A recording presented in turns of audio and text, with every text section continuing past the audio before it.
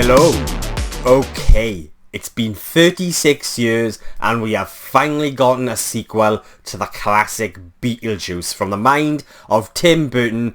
I have a great fondness for that original movie. I grew up watching it as a kid. It's a very fun, creative, imaginative ride, and that's all it really needed to be. I had such a good time with that movie as a kid, and even in moments for me personally, I found there to be moments to be quite creepy as a kid, but I've always wanted a sequel to that original. So we finally got it, Beetlejuice Beetlejuice, and the synopsis is, after a family tragedy, 3 generations of the Deetz family return home to Winter River. Still haunted by Beetlejuice, Lydia's life is turned upside down when her teenage daughter, Astrid, accidentally opens the portal to the afterlife. So, let me start off with saying, I really enjoyed this movie. I had a hell of a lot of fun.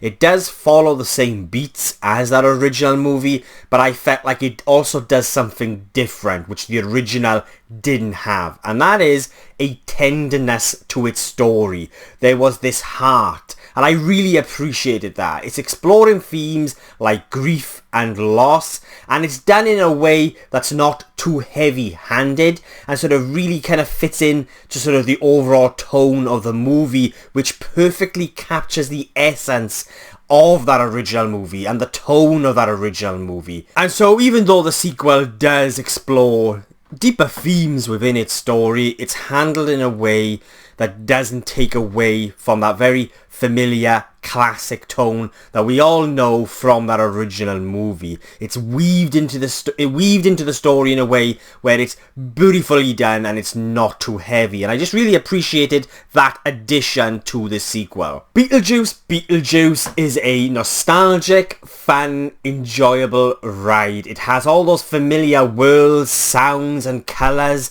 that we would come to expect with a Tim Burton movie. For me personally, this felt like classic Tim Burton, and I just really enjoyed being within the mind of Tim Burton again. I adored the use of practical effects and that sort of old school type of filmmaking approach when it came to this film, to this story. And like I said, you've just got that kind of very classic Tim Burton colour palette. It has that classic Tim Burton vibrance about it that I just really enjoyed being swallowed up by. But what Beetlejuice Beetlejuice does lack that the original had is a moment or two that really stands out. And like with that original movie, for example, you'll always sort of remember those classic moments like the table scene with Dafoe and, you know, you got the shrimp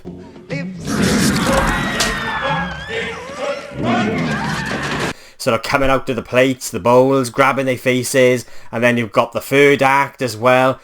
It doesn't really, the sequel doesn't really have one of those moments. It does sort of attempt it within the third act, but it's also an echo of what we've had before. We don't really get a moment that sort of truly stands out and just feels very different. You know, it all just ended up feeling very familiar, which really kind of sums up my overall experience with this sequel. It's almost like you're having a warm embrace from someone that you haven't seen for an awful long time, that you've got fond memories of, and that's how the overall experience felt. It's a very kind of warm, fuzzy, nostalgic feeling, but it also doesn't really give us something that we've not seen before. And even though I enjoyed this movie, I didn't find myself loving it. It never really truly reaches a high. Like I said, going back to moments, it doesn't really have that moment where you can sort of go back to months, years after watching this movie and go, oh, do you remember that scene from Beetlejuice 2?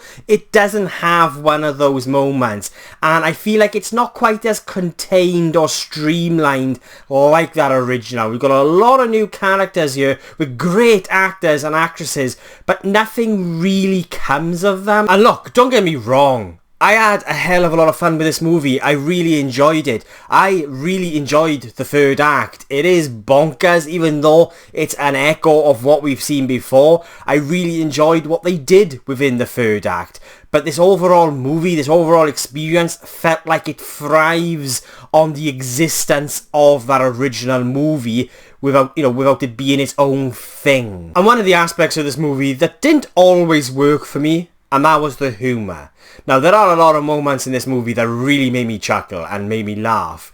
But overall, I mean, I felt like it was a little bit too goofy and a bit too silly in places. And that might sound weird because when you think of that original movie, it's very silly, it's very wacky, it's bizarre, it's over the top. But with that original, there was also a restraint there. Like, I felt like the humour was delivered in a way which was much more concise. Like, there was a precision to the comedy within that original movie. Oh, I know you're asking me. Can I be scary? What do you think of this? Where even though it was absurd and silly and bonkers, it never went too far. Like, the humour in the original was quirky. Like I said, it had this precision to it. But it also had that kind of restraint to it. It was a briefness to it.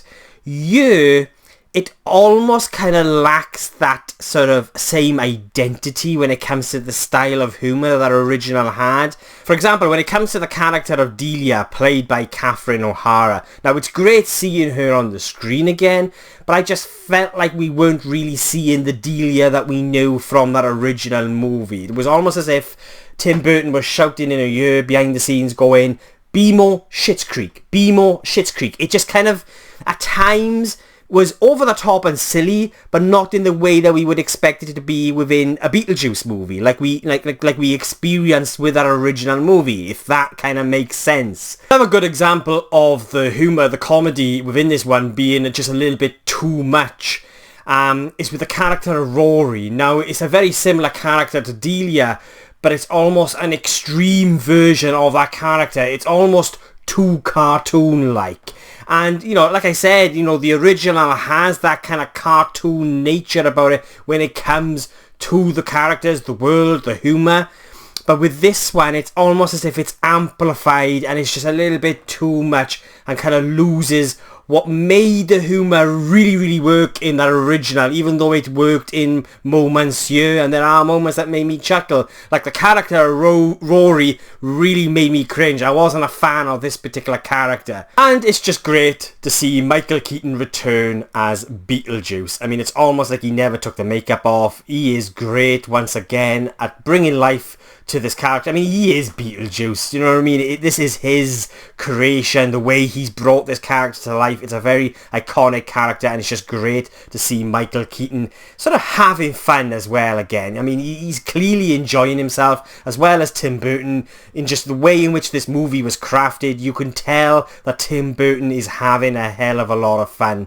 It has that kind of very classic Tim Burton vibrance about it. It's creative, it's imaginative, even though it does rely on the nostalgia or that original quite a bit. It does echo that original movie quite a bit, but I just couldn't help but be swallowed up by that nostalgia.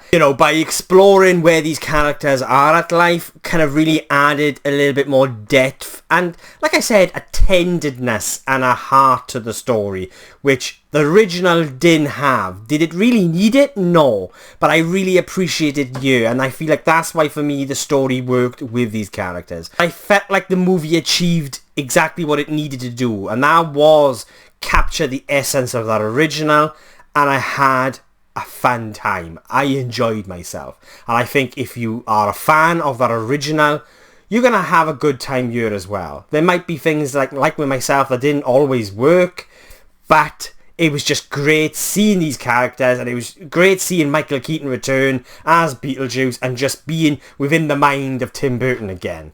So yeah, enough rambling on from me. They are my thoughts on Beetlejuice, and I will be giving Beetlejuice a 6.5 out of 10.